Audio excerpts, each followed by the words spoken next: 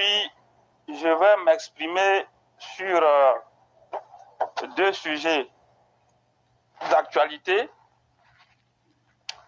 Et le premier sujet, il concerne l'insécurité dans le département de Bangolo.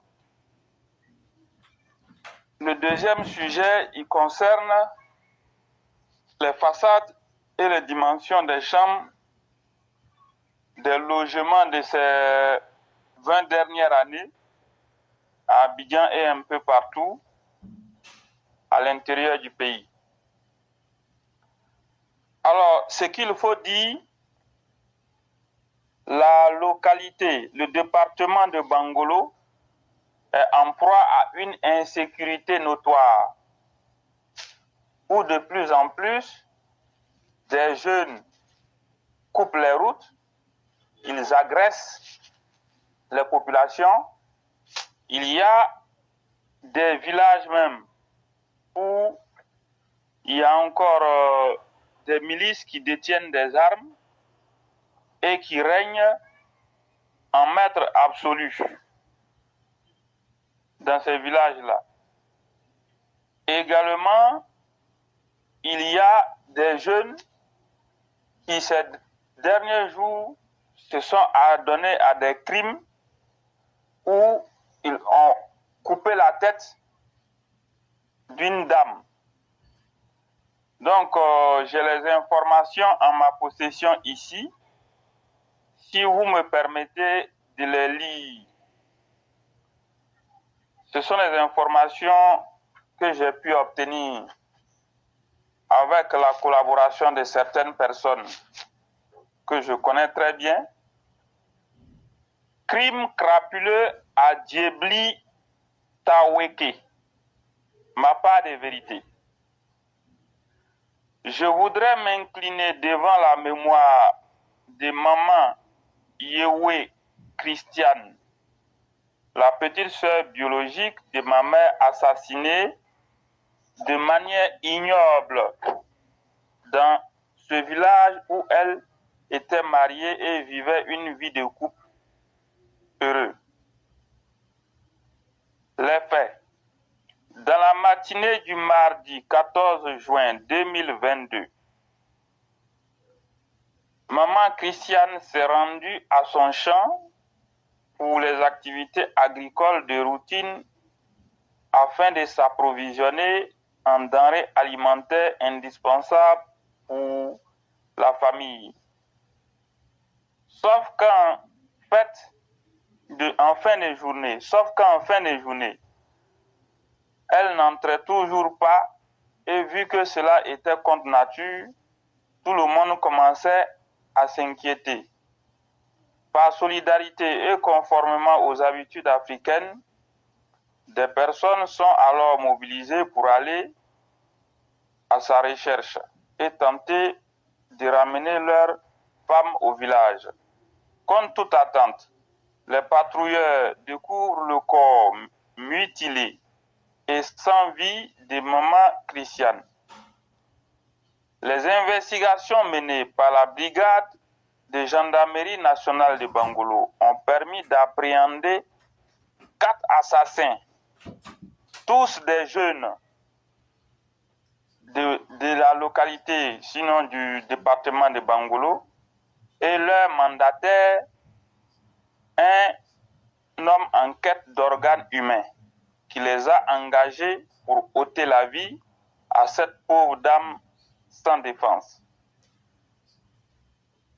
Donc, voici un peu les informations que nous avons pu recueillir auprès de certaines personnes. Et j'ai l'image sous mes yeux ici, hein. Si vous voulez, je peux vous transmettre l'image, mais je vous assure que c'est incroyable. Hein. Après, je vous envoie l'image inbox, mais franchement, ça donne froid dans le dos. Donc, ce sont des jeunes du même département dans un village là-bas. Ils se sont organisés comme ça parce qu'il y a un homme qui leur avait dit qu'il était en quête d'organes humains. Donc, ils sont allés couper la tête à cette dame-là. Et selon mes informations, dans des villages du département de Bangolo, il y a encore des milices là-bas qui détiennent des armes et qui règnent en maître absolu. Parfois même la gendarmerie même a peur de rentrer dans ces villages-là pour éviter qu'il y ait des batailles, sinon des affrontements. Parce que avant d'entrer, quand même, il faut prendre des dispositions. On ne peut pas se permettre de rentrer comme ça, puisque les jeunes dans ces villages-là, ils détiennent les armes et vraiment, c'est pas du tout agréable. Donc nous voulons encore interpeller l'autorité compétente pour lui dire qu'il est important de regarder ce qui se passe de près. C'est pas Bangolo-Ville seulement, hein, je dis le département de Bangolo. C'est-à-dire vous prenez beaucoup de villages qui sont rattachés à Bangolo, il y a beaucoup de choses à revoir. Il y a beaucoup de choses à revoir. L'insécurité, les coupeurs de route, les criminels, les bandits de grand chemin, ils règnent en maître absolu. Ils ont les armes. C'est une réalité. Ce n'est pas l'objet d'un débat. Là-bas, dans des villages, les jeunes détiennent les armes. Et ils règnent en maître absolu. Ils font ce qu'ils veulent. Donc nous voulons interpeller au sommet toutes les autorités sécuritaires compétentes pour leur demander d'agir fermement pour mettre fin à tous ces dégâts et toutes ces attaques que nous voyons un peu partout dans le département de Bangolo. C'est vraiment inquiétant. Les populations ne sont pas en sécurité. Figurez-vous que c'est dans ce même département, le mois dernier, qu'est-ce qui s'est passé? Il y a un gendarme qui avait embarqué avec lui à moto une fille et ils étaient en train de venir. Chemin faisant, les coupeurs de route leur ont coupé la route et ils ont tiré. Le gendarme a dû user de son arme, puisqu'il avait été touché, il a dû user de son arme pour abattre, je crois, 2 sur les champs. Et puis il y a un autre qui s'est retrouvé mort après dans les broussailles. Maintenant, il y a un qui a pu s'enfuir. Vous voyez ce genre de situation. Ce genre de situation, je crois qu'il faut faire quelque chose. Dans le Guémont, il y a un problème. Plus particulièrement dans le département de Bangolo, il faut agir le plus tôt possible.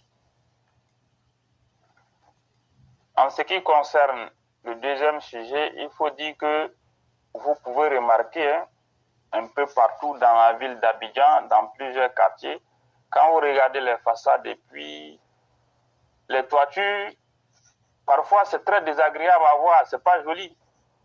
Vous savez, les toitures, beaucoup de toitures sont rouillées, beaucoup de façades ne sont pas peintes, c'est désagréable. Les gens vivent dans des maisons depuis pratiquement 20 ans, 30 ans, 40 ans et il n'y a pas d'entretien. Et un peu partout, en Côte d'Ivoire aussi, vous pouvez faire ce constat-là dans plusieurs anciens quartiers où, quand vous êtes en hauteur, vous voyez la couleur des toitures, ça pose problème. Les toitures, les façades, ça pose problème. Et également, aujourd'hui, de plus en plus, les maisons, que même les promoteurs immobiliers ou bien les entreprises construisent maintenant, les dimensions laissent à désirer. Les dimensions des chambres posent problème. Même les dimensions des salons, aujourd'hui, des nouvelles maisons que les gens construisent, ça pose problème. À la limite, les gens nous construisent des poulaillers, il faut avoir le courage. Les gens nous construisent de nos jours des poulaillers. Et on ne peut pas accepter ça. De plus en plus, il faut que les spécialistes, les promoteurs immobiliers, les entreprises de construction construisent des maisons où les dimensions des chambres et des salons, y compris même des toilettes et des douches, respectent le droit de l'homme. Beaucoup de fois, nous voyons ici, il y a des chambres, pratiquement, je ne peux pas dire si c'est 7 mètres carrés ou bien 6 mètres carrés. On te fait du 2 mètres sur 3 mètres, ça te fait 6 mètres carrés et on dit c'est une chambre. Mais vraiment, ou bien même, je ne sais pas, souvent c'est moins que ça. Franchement, c'est désagréable. Si rien n'est fait pour freiner les ardeurs machiavéliques de ces gens qui construisent de cette façon-là, à l'avenir, vous allez voir que ce sera du n'importe quoi. Il faut arrêter tout de suite tous ceux qui construisent des maisons avec des dimensions comme ça. Il faut, pour ce faire, en ce qui concerne les dimensions des chambres des salons. De plus en plus, il faut que les gens prennent des décisions assez fortes. Il reviendra aux spécialistes du logement, de la construction, pour leur demander de prendre toutes les dispositions qui s'imposent, d'analyser la situation. Il faut faire une étude, une évaluation de la situation.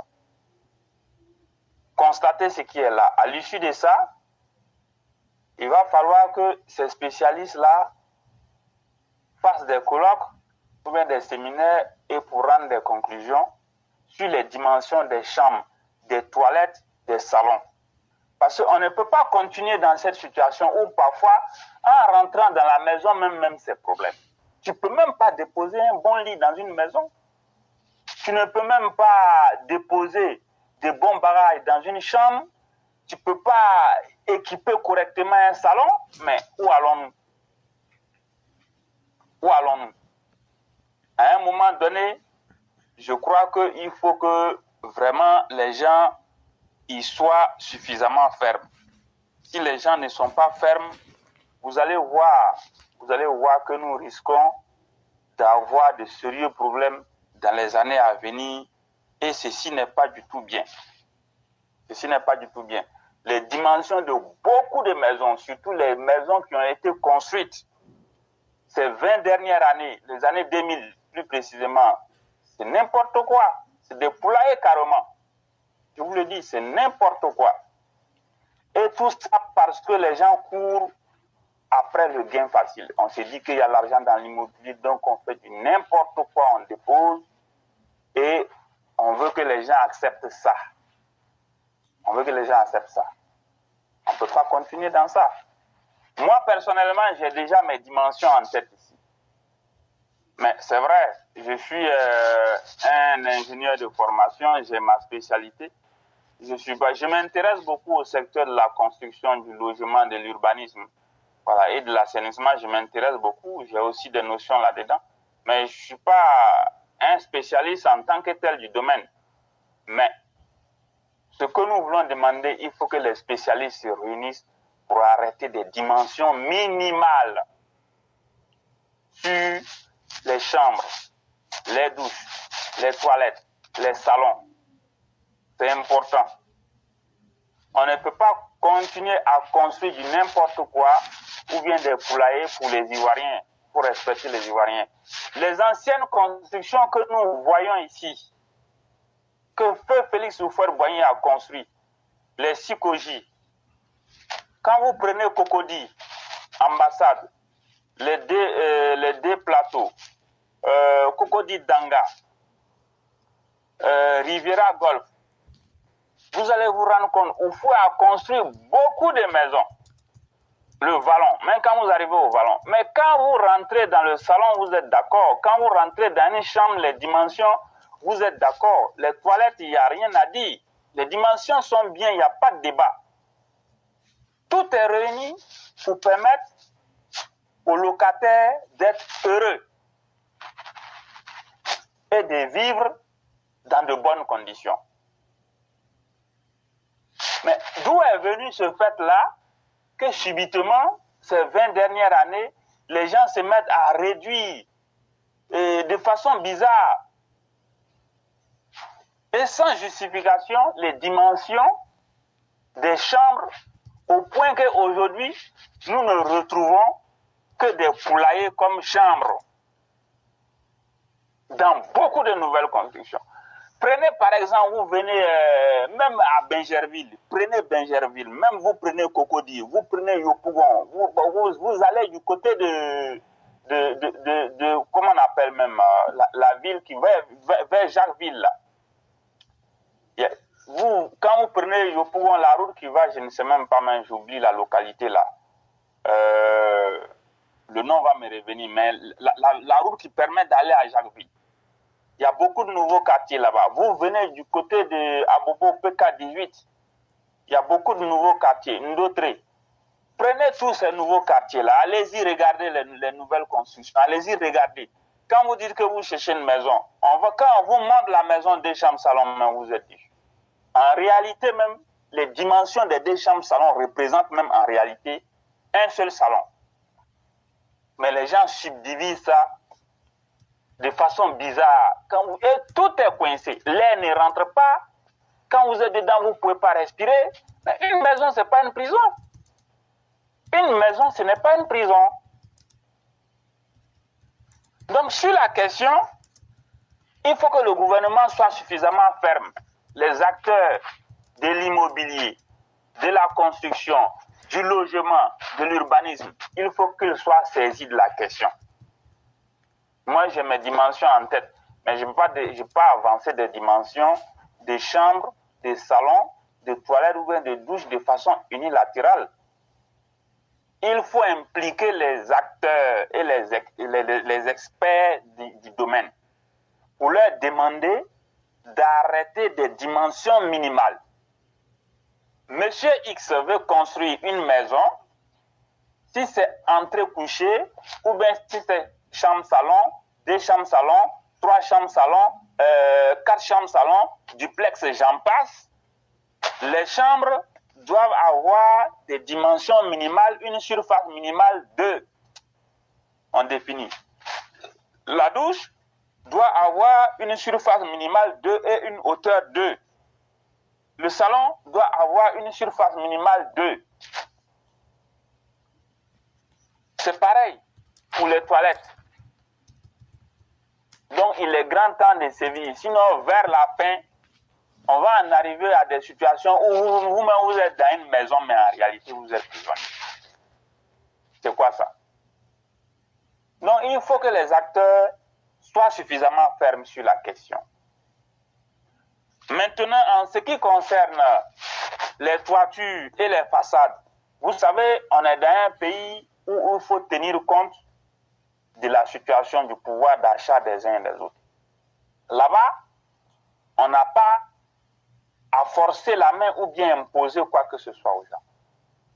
Dans un premier temps, je pèse bien mes mots, dans un premier temps, on n'a pas à imposer ou bien forcer qui que ce soit à changer sa toiture ou bien à peindre correctement les façades de sa maison ou bien à embellir la maison du point de vue de l'extérieur. On n'a pas à obliger dans un premier temps.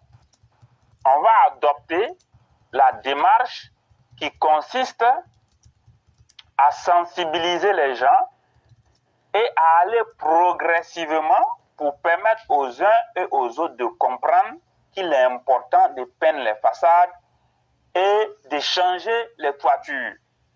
Si possible même d'uniformiser les toitures. Ça veut dire quoi? Vous êtes dans un quartier donné, vous regardez si les toitures sont vieilles, vous pouvez discuter, vous vous entendez d'un modèle de toiture ou bien d'une couleur, et tout le monde achète pareil. Tout le monde achète pareil. On vient, on fait la toiture de sorte à ce que tout soit uniforme. Mais qu'est-ce qu'il faut faire? Il faut sensibiliser les gens. Il faut leur dire, ah, c'est vrai, la situation, elle reste difficile. Il n'y a pas l'argent. Mais quand vous regardez la maison, il y a longtemps, la maison est là. La maison, elle est vieille, ça c'est un. Quand on est en hauteur même et puis on regarde beaucoup de quartiers là, je vous dis que ça fait honte. Ça fait honte.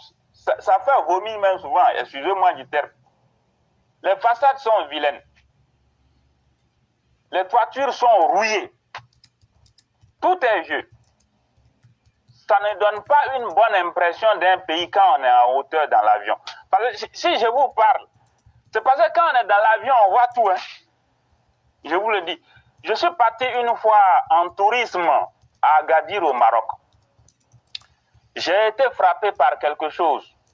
Lorsque, à l'atterrissage comme au décollage, quand nous étions dans l'avion, parce que là-bas, il faut dire, ils ont l'eau, ils ont une plage. Mais quand vous êtes dans l'avion à l'atterrissage ou bien au décollage, et vous voyez la couleur des façades, tout est uniforme, c'est joli, c'est propre. C'est tellement beau même que, j'ai dit, vous avez, ça donne tout de suite l'envie même de rentrer dans la ville. Tout est beau. Ça, c'est au Maroc, là, j'ai vu ça. La ville de Toulouse, par exemple, pour ceux qui savent, quand tu es dans l'avion également, Lorsque tu vas atterrir, tu veux décoller, la couleur orangée, un peu partout sur les toitures, un peu partout. C'est très beau. Vous voyez? Donc tout ça, ça peut donner une bonne image d'une ville. Mais lorsque les toitures sont vieilles, rouillées, les façades sont vilaines, sales, ça peut donner également une mauvaise image d'une ville. Vous voyez? Nombreux sont les avions qui survolent la plupart de nos communes là pour passer. Quand vous êtes dans l'avion, il regarde en hauteur, tout est vieux, rouillé, sale.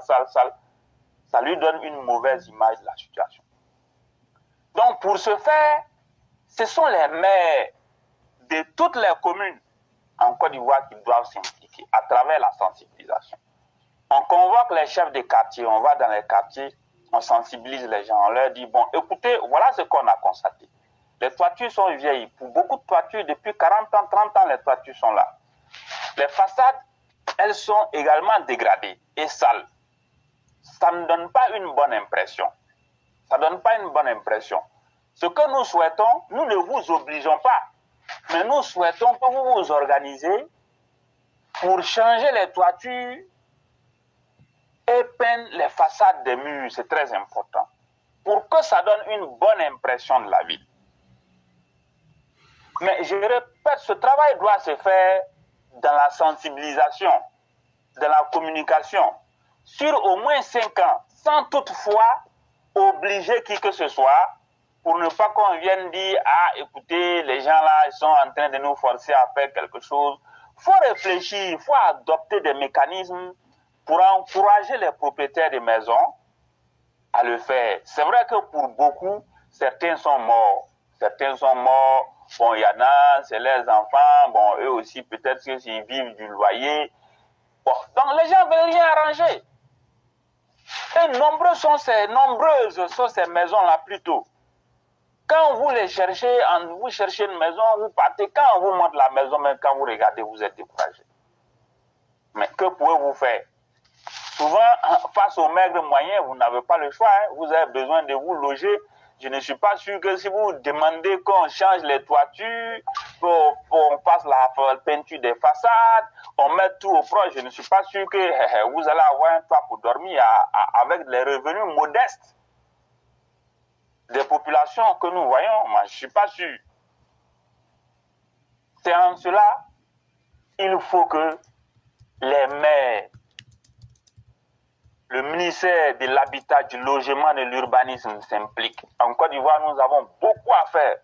Fort heureusement aujourd'hui que vous avez vu, le président Ouattara, il a construit beaucoup de villes en goudronnant les villes, en bitumant les villes, en éclairant les villes, en mettant les feux tricolores, en mettant un accent particulier sur la sécurité routière. Ça fait qu'aujourd'hui, quand vous circulez, vous êtes sur la route, lorsque vous rentrez dans beaucoup de villes, ça vous donne une très bonne impression. Le beau bitume, le très bon éclairage, les panneaux tricolores, les signalisations pour la sécurité routière, ça donne parfois une bonne impression. La ville devient belle avec ce développement et tous ces grands travaux qui ont été faits. Mais quand vous êtes en hauteur, je vous assure, il y a beaucoup de villes, vous serez déçus. Donc pour ce faire, il faut sensibiliser les gens. L'État à lui seul ne peut pas tout faire, puisque l'État, c'est un ensemble de concitoyens. Voilà, c'est vrai, il y a quelques-uns qui sont au sommet, qui représentent l'État, mais c'est l'ensemble des concitoyens, l'État. Donc, il faut sensibiliser les Ivoiriens pour que progressivement nos mentalités changent. Il est important de changer les mentalités. Parce qu'aujourd'hui, la Côte d'Ivoire n'est plus n'importe quel pays. La Côte d'Ivoire n'est plus n'importe quel pays. On ne peut pas se permettre de laisser la léthargie, le désordre prospérer. On ne peut pas se permettre. On ne peut pas se permettre de laisser la précarité s'accroître de plus en plus. même si c'est vrai que beaucoup de nos concitoyens ont des revenus modestes ou bien ont des revenus faibles, je crois que nous devons adopter des mécanismes pour arranger les choses sans toutefois augmenter le coût de la vie également. Le logement, il est devenu excessivement cher, rien que par la faute des malhonnêtes qui se sont saisis de la spéculation pour s'enrichir abusivement ou illicitement. La réalité, c'est celle-là. Le logement est devenu cher parce que les gens, ils ont voulu s'enrichir. Et on est parti de spéculation financière en spéculation financière dans le logement et l'immobilier. Et aujourd'hui, ça donne ce résultat-là, qui est assez incroyable. Aujourd'hui, si vous voulez une très bonne maison avec toutes les commodités, même dans les quartiers comme Yopougon à Bobo, vous ne décaissez pas le minimum 200 000. Quand je parle même de toutes les commodités, ce n'est pas toutes les commodités. Hein.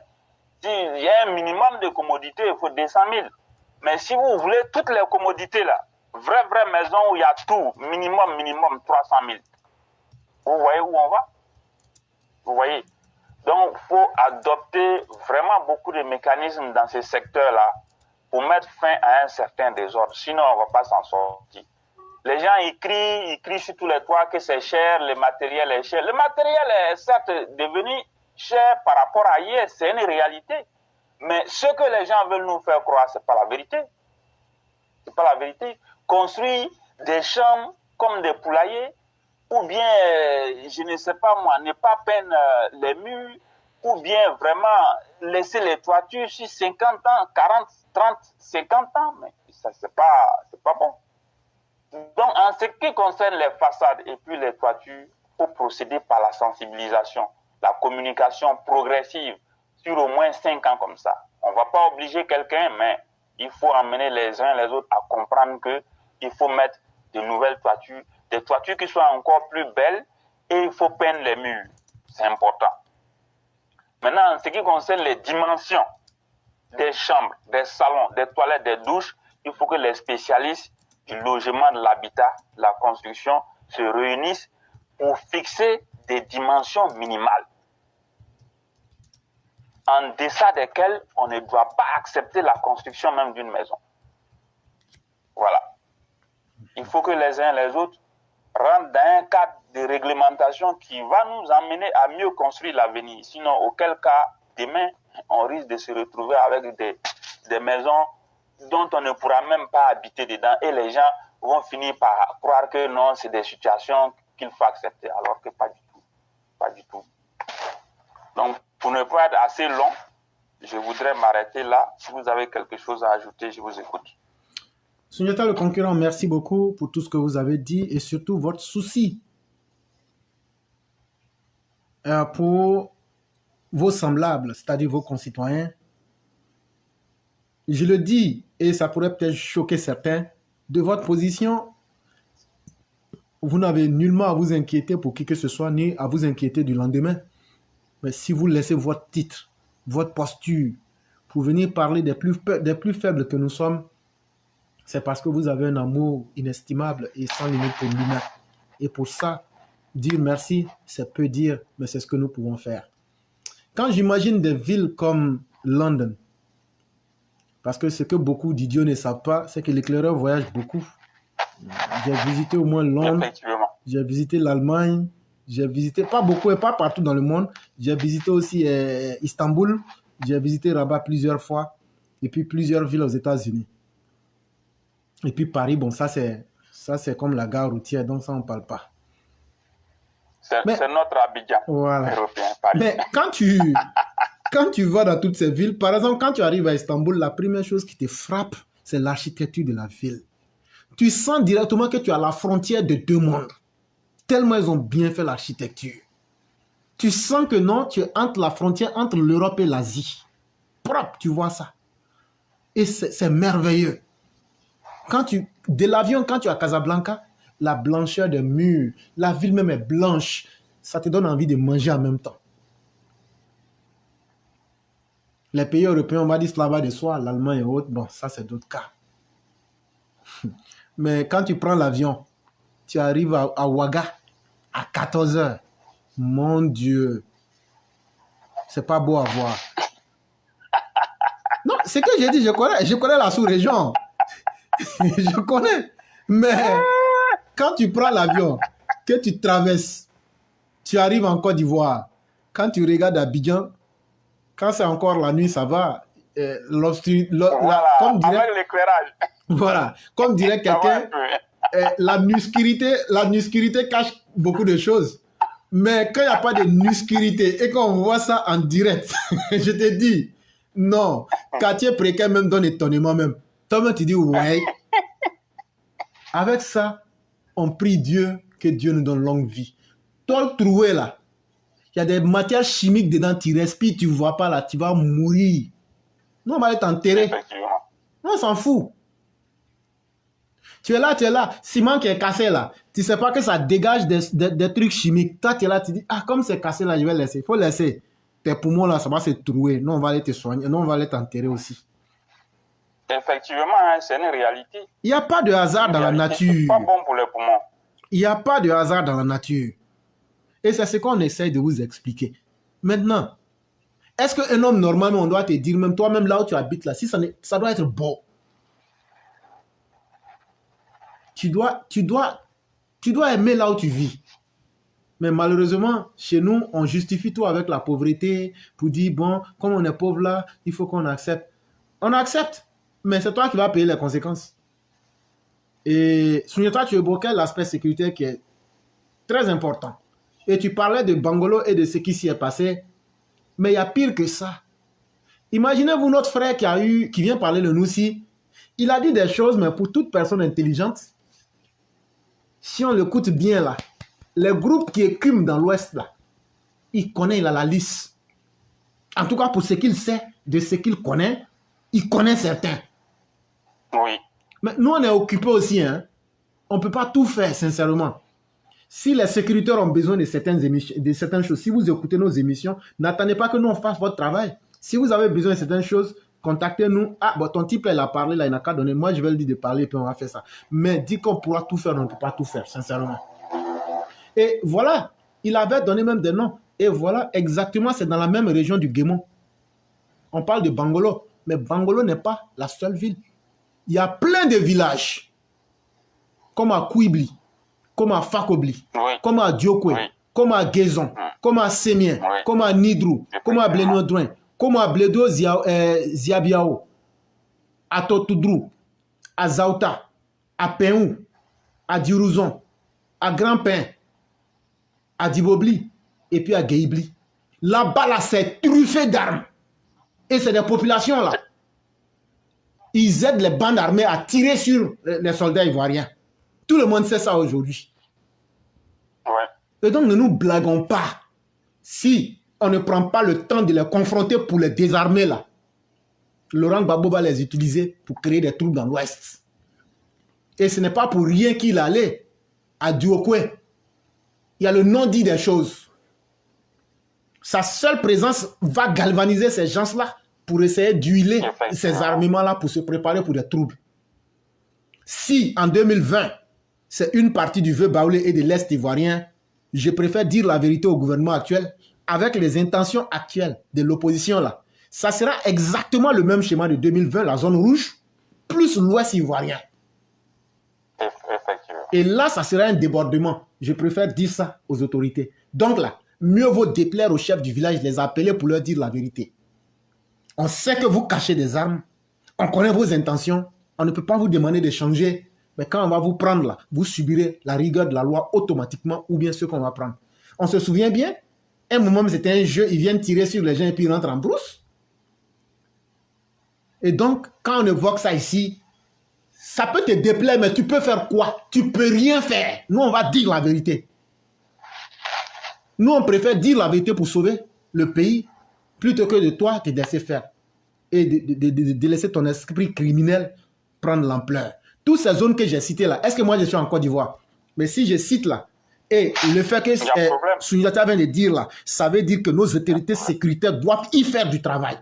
Et appeler les chefs du village, les chefs de famille, les faire asseoir pour dire, on sait que vos enfants, avec vos complicités, ont des armes. Voici ce qu'ils font, voici ce qu'ils font, voici ce qu'ils font. Et ce que tu as vu là, le truc de trafic humain là, ça c'est pour juste arriver à joindre le bout. Hein. Mais ce sont des forces du mal en attente. Et avec ça, les gens veulent qu'on joue. Nous, on ne fera que ce qu'on peut en parlant et puis en disant ce qu'on peut. Mais il faut que vraiment ceux qui font le travail s'y mettent. Ils font déjà beaucoup, ça, il n'y a rien à dire. Mais il faut encore remuer même cette fourmilière-là pour encore extirper ces mauvaises graines qui y sont afin d'apporter plus de sérénité. Parce que moi, je le dis clairement, 2025, c'est aujourd'hui. Effectivement. Mieux vaut déplaire et contenir certaines mauvaises actions aujourd'hui par anticipation que de chercher à plaire ou bien à chercher à faire la politique de l'équilibrisme. Si on n'anticipe pas, les plans macabres de cette opposition-là ne sont pas du tout intéressants. On le dit, on le dit. Les gens pensent qu'on est en train de faire, peut-être dans la surenchère ou bien même dans la fabulation. Mais il y a aussi une réalité qui est qu'on peut tous attendre et puis voir. Hein. Mais ce qui est mieux, c'est de ne pas perdre le temps. Et ce sont ces mêmes criminels-là qui ne veulent pas qu'on leur dise qu'ils sont des criminels. Parce qu'ils savent qu'ils veulent faire la même chose. Mais on ne vous permettra pas cela. Et vous aurez la correction qui va avec. Si vous persistez. C'est ce que j'allais ajouter. En tout cas, vraiment, merci beaucoup. Du point de vue sécuritaire, face aux bandes armées, il y a un grand travail à faire dans les régions suivantes. La première région, c'est la région du Guémon. La deuxième, c'est la région du Bunkani. La troisième, c'est la région du Cavali. La quatrième, c'est la région du Tonki. La cinquième, c'est la région de San Pedro. Et la sixième, c'est la région du Gontougou. Je répète encore, il y a un excellent travail, sinon un grand travail. Il y a un grand travail à faire du point de vue sécuritaire dans les régions suivantes. Guémon,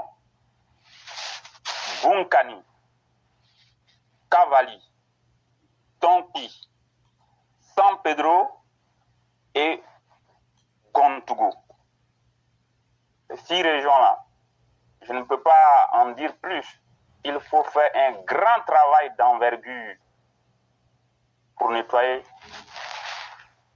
les régions et permettre aux citoyens de circuler tranquillement et de vivre tranquillement. C'est très important.